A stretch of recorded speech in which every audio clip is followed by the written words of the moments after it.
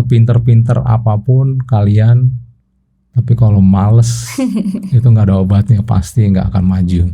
Saya langsung bisa kasih rekomendasi ke teman-teman di bagian investment atau fund management. Kalau saya lihat ada CV yang dia langsung sertakan tuh hasil analisanya dia gitu. Jadi dia punya semacam research report saham yang dia sudah analisa, menurut dia ya ini hasilnya gitu. Dia sertakan kertas kerjanya sampai report yang sudah jadi, dan itu kan jarang gitu, maksudnya nggak semua mahasiswa atau fresh graduate punya keahlian seperti itu gitu. Mencari pekerjaan tuh akan makin sulit gitu ya.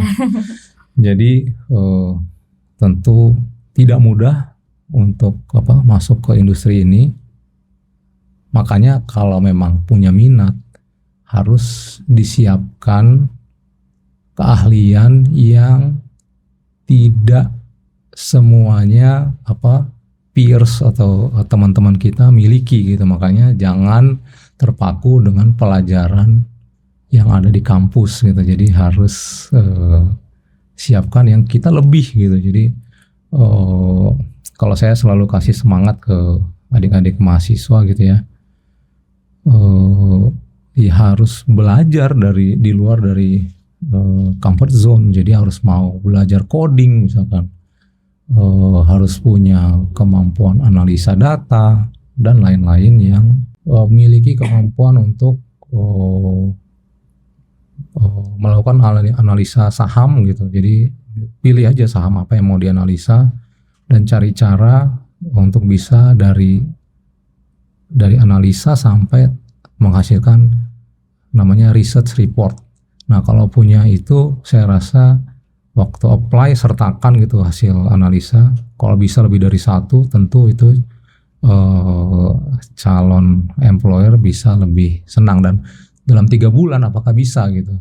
Saya rasa bisa. Cari aja kursus-kursus, apakah itu online atau offline, itu bisa dipelajari gitu. Umumnya itu dari Fakultas Ekonomi dan Bisnis ya, tapi tidak tertutup kemungkinan dan ada di tempat saya gitu yang bukan dari Fakultas Ekonomi gitu. Ada yang di luar dari Fakultas Ekonomi dan Bisnis ya. Misalkan ada yang dari MIPA gitu, dari Mathematics gitu. Itu bisa orang-orang yang punya keahlian untuk mengukur resiko dan lain-lain. Terus ada juga yang keluar jalur tuh dari ITB misalkan, dari teknik gitu. Sama itu macam-macam. Bisa ada yang jadi fund manager, jadi analis saham, karena mereka punya kemampuan analisa kuantitatif yang kuat gitu ya. Apa yang harus disiapkan gitu selagi masih jadi mahasiswa atau baru-baru lulus? Nah mungkin itu lebih relevan ya. Menurut saya kalau punya minat ke pasar modal ya mungkin ikut kegiatan-kegiatan kemahasiswaan yang relevan gitu. Atau ada lomba atau pelatihan yang relevan gitu. Mungkin di kampus ada pojok bursa atau ada kegiatan yang terkait pasar modal, misalkan lomba analisa saham. Kemampuan personal yang harus dimiliki tentu adalah kemampuan analisa kuantitatif. Jadi harus kuat di pengolahan data, statistik. Jadi mulai sekarang tuh ya jangan mengacu dari kurikulum yang ada saja gitu. Yang utama itu ya investment banker, broker untuk menemani perjalanan investasi investor, analis saham dan analis obligasi, kemudian ada fund manager. Utamanya kira-kira itu ya. Broker ada 2, broker saham, broker obligasi. Untuk masing-masing itu di Indonesia itu punya persyaratan lisensi. Jadi untuk berprofesi itu, jadi untuk yang fresh graduate atau masih kuliah gitu. Jadi kalau mau berkecimpung di pasar modal tuh harus tahu yang harus disiapin apa, sesuai maunya jadi apa gitu. Misalkan investment banking dengan fund manager atau analisa mungkin mirip-mirip. Itu dibutuhkan keahlian untuk melakukan analisa Jadi mengerti laporan keuangan, mengerti apa implikasi dari indikator ekonomi ke perusahaan atau ke level negara. Jadi misalkan inflasi, suku bunga, nilai tukar, pertumbuhan ekonomi suatu negara itu pengaruhnya sampai ke saham atau ke obligasi. Menjadi sales di dunia pasar modal itu adalah sebuah peluang yang penghasilannya itu unlimited gitu, karena bisa bonusnya berdasarkan dari transaksi yang dihasilkan. Halo rekan-rekan Bisadaya, bertemu kembali di podcast Bisadaya episode ke-6. Nah, hari ini kita akan bahas salah satu topik yang sangat menarik juga terkait dengan pasar modal. Nah, mungkin nih teman-teman Bisadaya udah cukup familiar ya dengan pasar modal yang saham, obligasi atau reksadana. Tapi hari ini kita akan ulik di sisi yang berbeda, yaitu tentang ada profesi apa sih di balik pasar modal itu.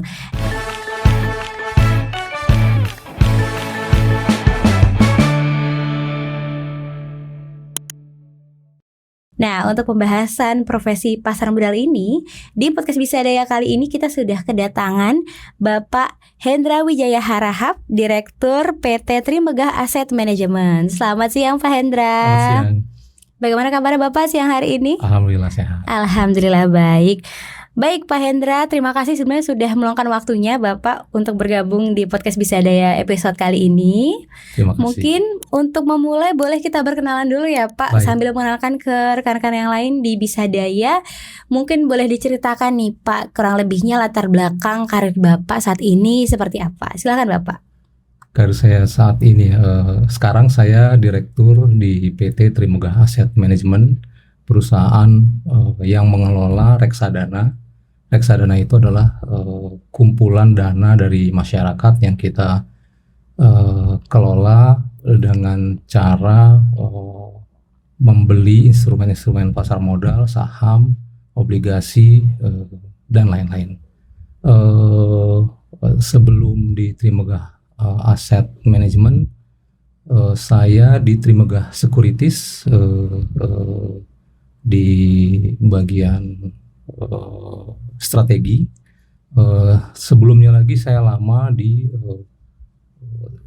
Samuel Securities dalam berbagai posisi, dan awal karir saya dimulai dengan menjadi auditor, jadi eksternal auditor di yang sekarang itu Ernst & Young, tapi dulunya Arthur Andersen.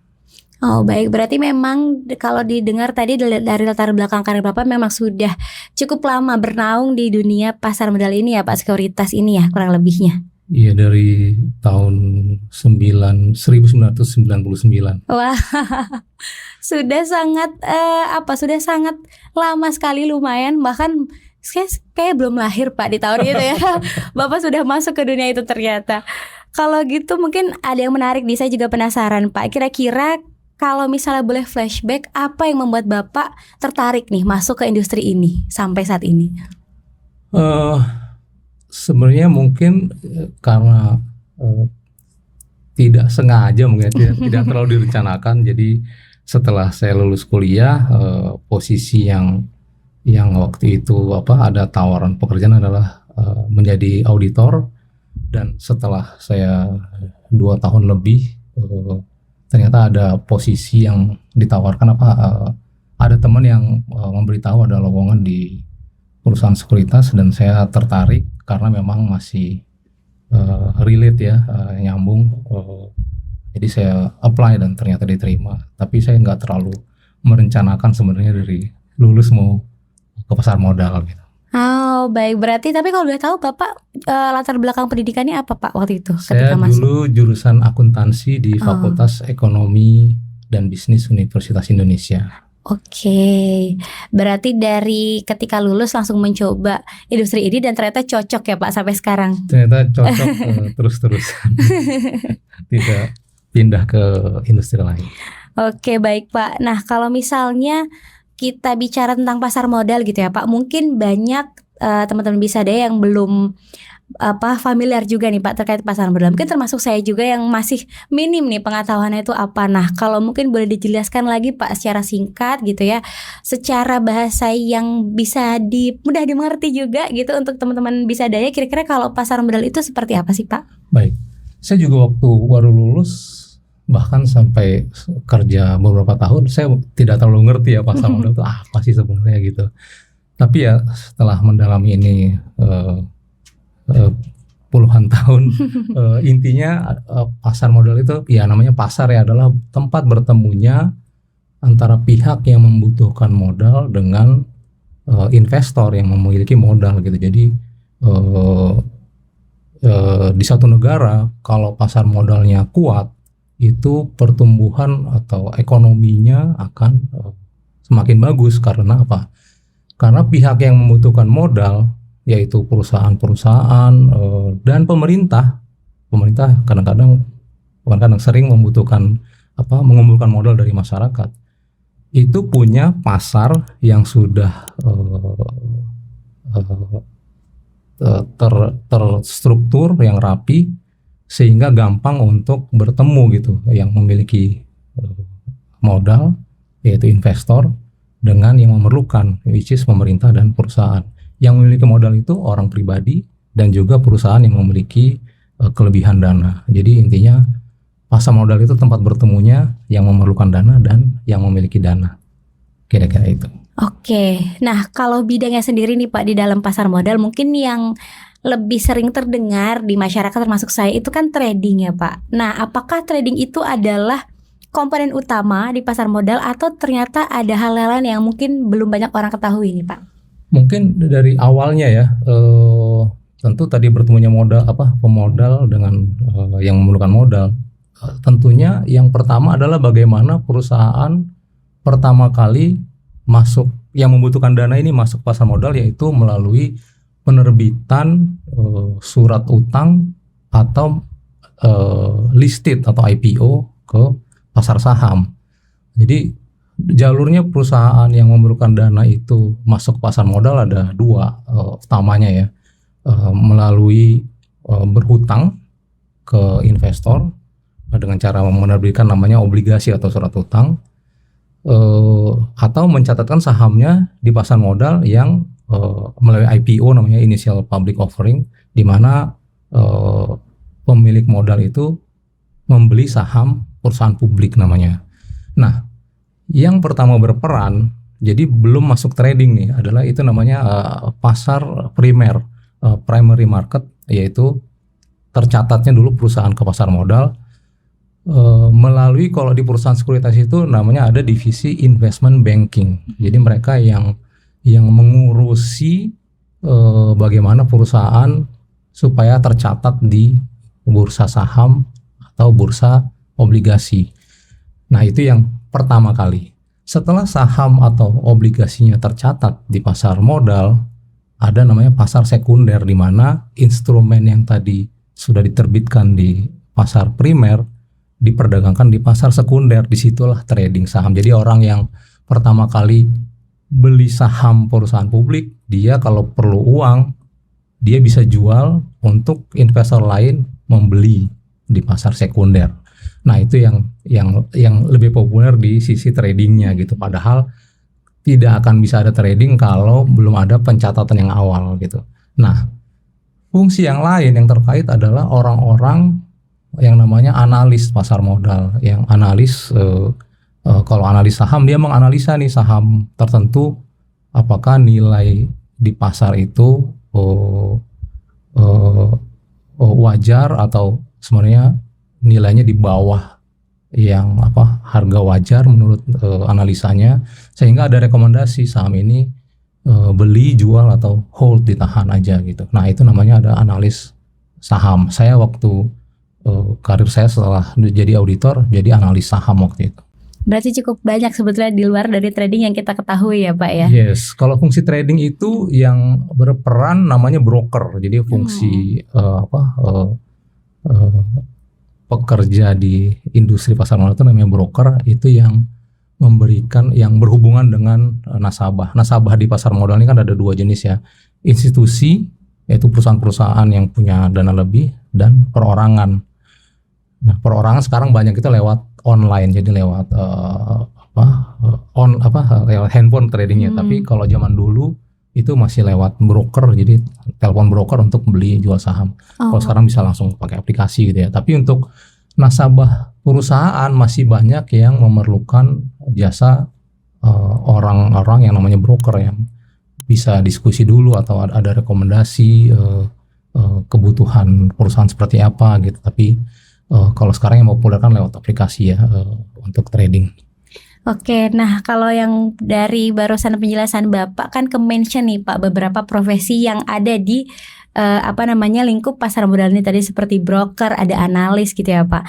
Nah mungkin kalau misalnya boleh dijelaskan juga nih Pak, untuk pengetahuan teman-teman Bisa Daya juga, kira-kira profesinya itu yang ada di lingkup pasar modal itu apa aja sih Pak? Baik, dari tadi yang awal waktu pencatatan berarti kan ada investment banker namanya. Jadi ada divisi investment banking, orang-orang di situ sebutannya investment banker. Mereka itu yang bertemu dengan perusahaan-perusahaan yang akan mencatatkan saham atau surat utangnya ke pasar modal, diurusin tuh. Jadi pendaftaran ke bursa, ke otoritas jasa keuangan atau OJK gitu. Jadi ada step-step yang harus dilalui, sudah jelas gitu ya, apa yang dibutuhkan, apa yang harus dilewati, approvalnya siapa aja, profesi penunjang lain yang terlibat apa aja, misalkan notaris, penilai penilai aset dan macam-macam gitu. Jadi ada investment banker pertama, kedua setelah tercatat ada broker tadi, kemudian ada analis saham atau stock atau bond analis. Kemudian ada lagi profesi yang namanya fund manager. Jadi ada kalau saya kan di Trimegah Asset Management itu anak perusahaan dari Trimegah Sekuritas. Nah, Trimegah Asset Management itu fungsinya adalah fund manager kita sebenarnya utamanya. Jadi kita mengelola dana masyarakat. Jadi tidak semua orang punya waktu sebenarnya untuk bertransaksi saham sendiri. Demikian juga perusahaan, kadang-kadang mereka mempercayakan yang namanya fund manager untuk pengelolaan dananya. Jadi tidak pusing-pusing setiap hari harus mikir beli apa, jual apa hari ini, tapi diserahkan ke profesional. Nah, profesionalnya itu namanya fund manager. Jadi kira-kira yang utama itu ya, investment banker, broker untuk menemani perjalanan investasi investor, analis saham dan analis obligasi, kemudian ada fund manager.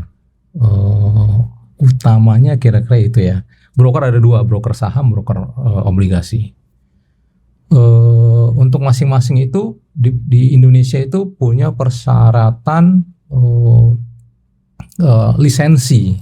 Jadi untuk berprofesi itu, jadi untuk yang fresh graduate atau masih kuliah gitu. Jadi kalau mau berkecimpung di pasar modal tuh harus tahu yang harus disiapin apa, sesuai maunya jadi apa gitu. Kalau yang tadi investment banker itu perlu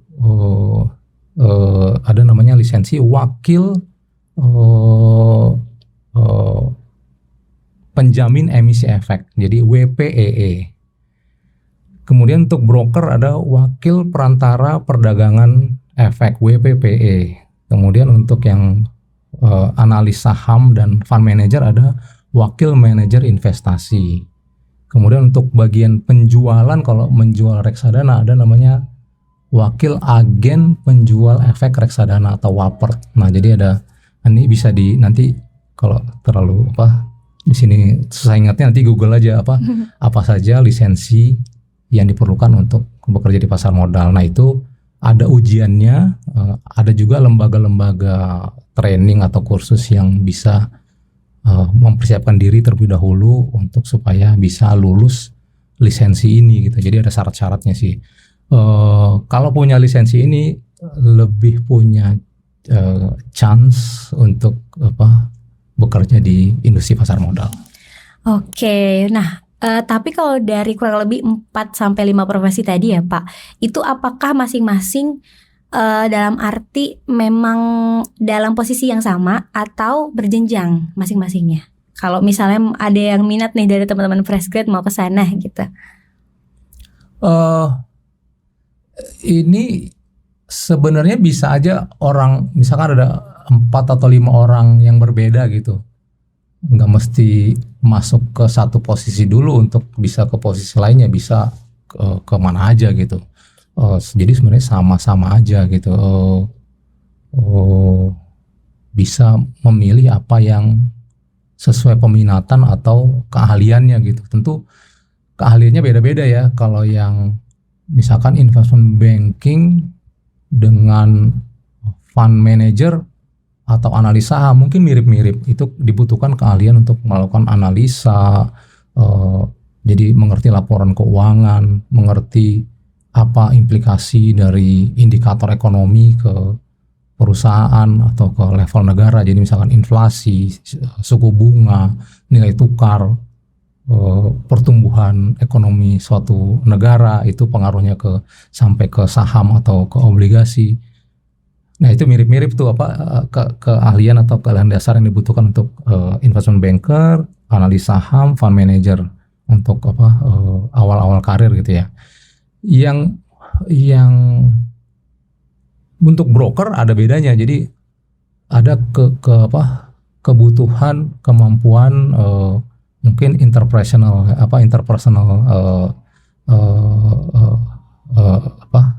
expertise gitu. Jadi kemampuan untuk berkomunikasi, ya sebagaimana layaknya sales lah ya dalam industri apapun gitu.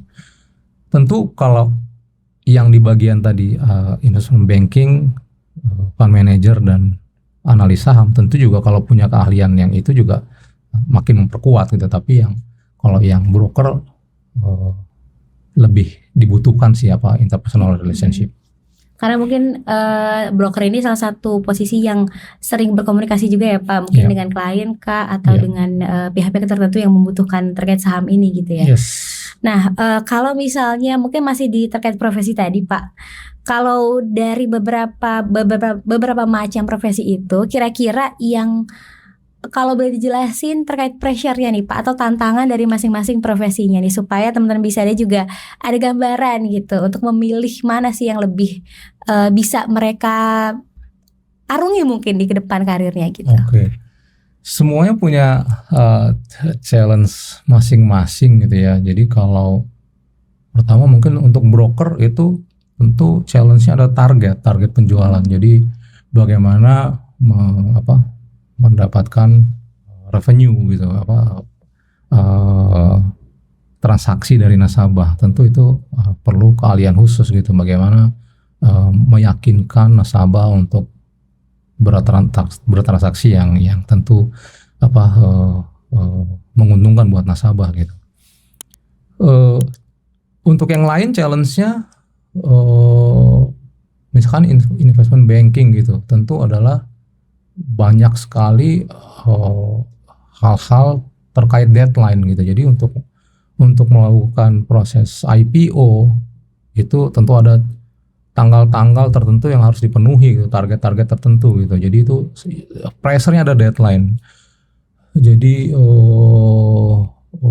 bisa kerja sampai malam-malam untuk mengejar target gitu. Kalau analis saham tentu pressure-nya adalah bagaimana menghasilkan analisa yang selalu tepat gitu, karena itu berpengaruh ke perkembangan karir gitu. Kalau ternyata analisanya seringnya salah, tentu ya karirnya nggak bagus gitu ya. Jadi tentu perlu keahlian yang terus-menerus perlu diasah. Sedangkan untuk fund manager challenge-nya adalah target return namanya, atau hasil dari investasinya. Jadi kalau beli saham atau mengelola investasi itu tentu ada target gitu yang harus dicapai gitu. Nah itu pressure-nya tinggi sekali karena nasabah bisa marah gitu kalau investasinya ternyata merugi gitu. Dan terkait dengan pencapaian penghasilan pribadi di masing-masing profesi Itu kalau fund manager tuh tentu dinilai dari kinerja portfolionya gitu. Jadi kalau portfolionya payah ya bonusnya kecil gitu, atau malah nggak dapat bonus gitu. Kalau yang investment banking tentu dengan berapa banyak deal atau IPO yang dihasilkan dalam setahun gitu. Jadi ada target, ya kalau tercapai bonusnya bisa tinggi. Yang bisa paling hebat bonusnya sebenarnya dari broker, dari sales gitu. Jadi itu unlimited, malah bisa aja gajinya mengalahkan gaji-gaji direktur gitu, karena itu tergantung pencapaian adalah berdasarkan persentase dari transaksi, kira-kira ya transaksi yang dihasilkan. Jadi kalau yang diincar adalah penghasilan pribadi, jangan salah gitu, sales itu yang paling hebat gitu. Ya di sisi investment banking ada juga yang mirip-mirip sales, namanya itu originator namanya. Jadi orang-orang yang punya keahlian untuk mencari perusahaan-perusahaan yang bisa diajak untuk masuk pasar modal gitu. Nah itu kalau terjadi deal, tentu yang jadi namanya originator atau salesnya dari tim investment banking itu yang bonusnya bisa sangat besar gitu. Jadi intinya jadi sales itu adalah satu pekerjaan yang bisa unlimited ininya pendapatannya. Berarti kalau misalnya ditanya terkait dengan masing-masing profesi tadi, salesnya beda, outputnya juga beda ya Pak. Yes. Jadi tergantung nih teman-teman lebih minat ke yang mana, dan kira-kira lebih challenge, mungkin ada yang suka tantangan, bisa ke yang lebih berat pressure-nya ya Pak, atau kalau misalnya mau yang coba-coba dulu, yang aman-aman dulu, nanti bisa dicari juga posisi yang lebih aman. Nah kalau misalnya tadi kan Bapak sampaikan ada output yang terkait dengan portfolio seperti itu. Nah kira-kira dari masing-masing profesi tadi, untuk timelinenya itu apakah singkat-singkat untuk menghasilkan itu semua, atau punya timeline yang lebih panjang Pak? Misal dalam 1 bulan mereka harus melakukan berapa banyak gitu kurang lebih. Kalau yang punya target bulanan tentu bagian sales, bagian broker gitu ya, itu setiap bulan itu punya target gitu. Malah mingguan mungkin bosnya selalu akan monitor gitu. Wah kok minggu ini target apa di bawah target misalkan, jadi selalu dipantau gitu. Kalau yang fund manager ya tentu analisanya mungkin lebih panjang gitu, nggak akan harian atau mingguan gitu, tapi tentu selalu dipantau. Biasa kalau di kantor saya datanya harian ada, tapi untuk sampai evaluasi paling cepat sebulan mungkin ya, karena memang investasinya jangka panjang gitu. Yang lebih pengaruh itu adalah achievement tahunannya. Jadi itu berpengaruh ke bonus. Kalau yang investment banking sama juga, itu target tahunan, ada berapa deal yang berhasil dihasilkan di tahun itu. Oke, berarti kalau gitu terkait output tadi juga berbeda ya Pak di masing-masingnya. Nah mungkin kita masuk kepada tips and trick nih Pak untuk para fresh grad yang kiranya ada yang berminat untuk masuk ke dunia industri ini. Nah mungkin yang pertama, yang biasanya yang paling realistis ini yang masuk ke industri pasar modal itu biasanya dari jurusan apa sih Pak, kalau teman-teman yang masih berkuliah nih? Oke. Umumnya itu dari Fakultas Ekonomi dan Bisnis ya, tapi tidak tertutup kemungkinan dan ada di tempat saya gitu yang bukan dari Fakultas Ekonomi gitu. Ada yang di luar dari Fakultas Ekonomi dan Bisnis ya. Misalkan ada yang dari MIPA gitu, dari matematik gitu. Itu bisa orang-orang yang punya keahlian untuk mengukur resiko dan lain-lain. Terus ada juga yang keluar jalur tuh dari ITB misalkan, dari teknik gitu. Sama itu macam-macam. Bisa ada yang jadi fund manager, jadi analis saham, karena mereka punya kemampuan analisa kuantitatif yang kuat gitu ya. Nah, mungkin apa yang harus disiapkan gitu selagi masih jadi mahasiswa atau baru-baru lulus. Nah, mungkin itu lebih relevan ya. Menurut saya kalau punya minat ke pasar modal ya mungkin ikut kegiatan-kegiatan kemahasiswaan yang relevan gitu. atau ada lomba atau pelatihan yang relevan gitu. Mungkin di kampus ada pojok bursa atau ada kegiatan yang terkait pasar modal, misalkan lomba analisa saham. Nah itu boleh diikutin. Terus kemampuan personal yang harus dimiliki tentu adalah kemampuan analisa kuantitatif. Jadi harus kuat di pengolahan data, statistik. Jadi mulai sekarang tuh ya jangan mengacu dari kurikulum yang ada saja gitu, tapi harus expand kemampuan pribadi, misalkan analisa data menggunakan Python atau tools statistik gitu. Sekarang gampang kan belajar tuh, bisa secara online gitu, banyak sekali pelajaran-pelajaran untuk analisa data. Nah, setelah itu tadi siapin untuk bisa mendapatkan lisensi yang tadi wakil perantara perdagangan efek, wakil manajer investasi, wakil penjamin emisi, atau penjual efek reksadana gitu. Nah itu ada, siapkan diri untuk bisa lulus di ujian-ujian itu. Apakah harus kerja di perusahaan yang terkait pasar modal dulu untuk mendapatkan lisensi? Nah itu tolong dicek aja masing-masing. Saya lupa aturan yang terakhir gitu. Kemudian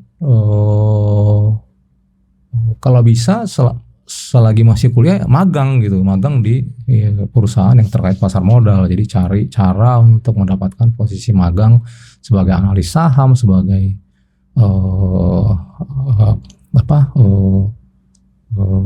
ya di bagian apapun yang relevan lah di industri pasar modal. Itu tentu kalau saya jadi yang terlibat di rekrutmen di perusahaan, tentu yang saya lihat bukan IPK semata gitu. IPK mungkin nomor berapa gitu, tapi adalah pengalaman yang relevan gitu. Jadi apakah itu di organisasi atau kegiatan kemahasiswaan, juga kegiatan magang sangat penting. Berarti kalau misalnya dari teman-teman yang masih berminat, mungkin berarti bisa digenjot ya Pak kemampuan untuk kuantitatifnya gitu ya, secara angka-angkanya.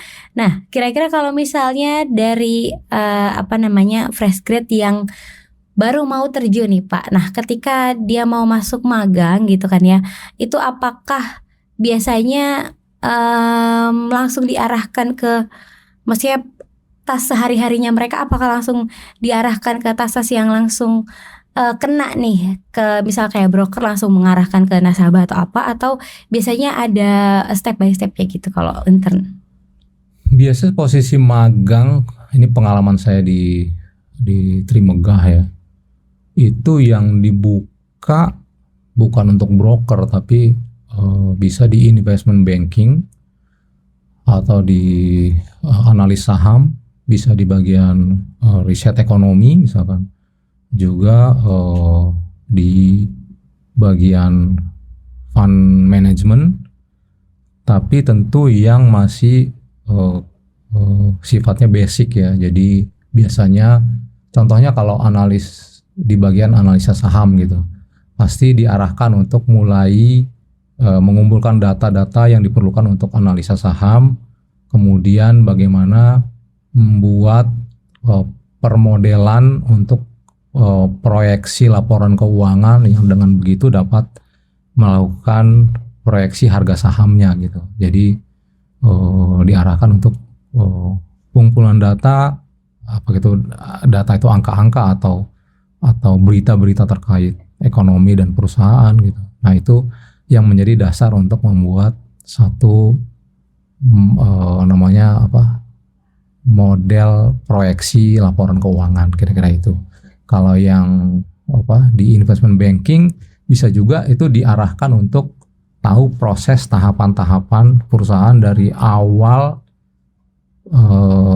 pendaftaran untuk IPO saham atau obligasi sampai listed atau terdaftar di pasar modal. Jadi biasa diikutkan dalam proses yang kadang-kadang sangat clerical gitu. Jadi pengisian data, pengiriman kelengkapan data ke OJK dan lain-lain gitu. Jadi sehingga mendapatkan gambaran seluruh proses yang dibutuhkan. Kira-kira itu mungkin. Berarti kalau dari anak magang mungkin mulainya dari administratifnya ya Pak Ya, ya, sambil dapat informasi terkait tekniknya akan seperti apa nanti gitu ya Ya. Pak.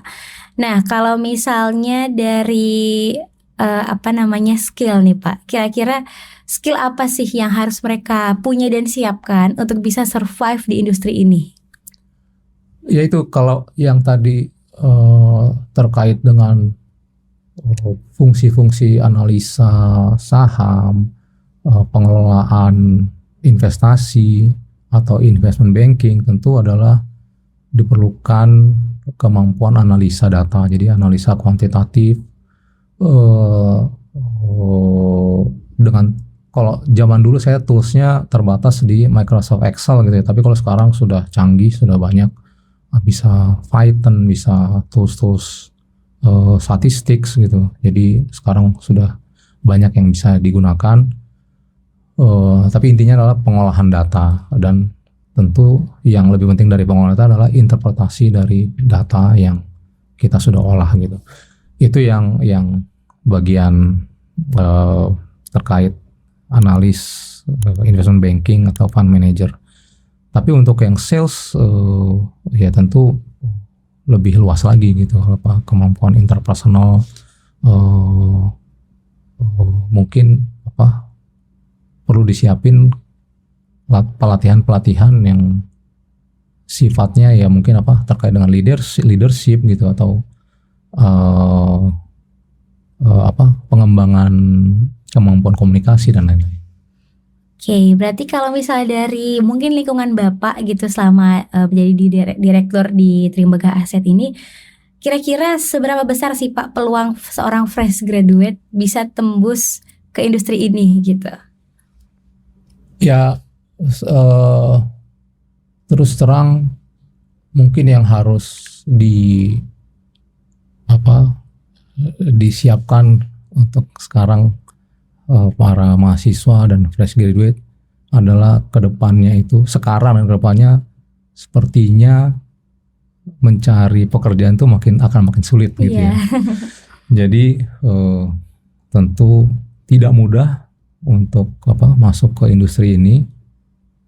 Makanya kalau memang punya minat, harus disiapkan keahlian yang tidak semuanya peers atau teman-teman kita miliki gitu. Makanya jangan terpaku dengan pelajaran yang ada di kampus gitu. Jadi harus siapkan yang kita lebih gitu. Jadi kalau saya selalu kasih semangat ke adik-adik mahasiswa gitu ya,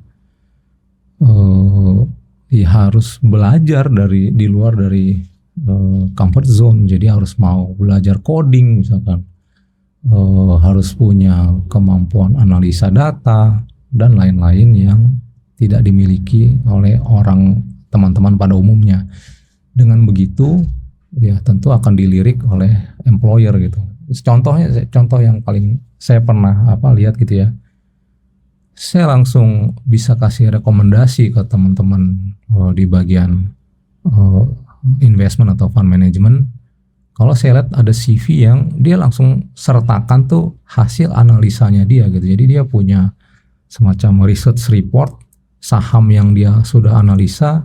Menurut dia ya ini hasilnya gitu.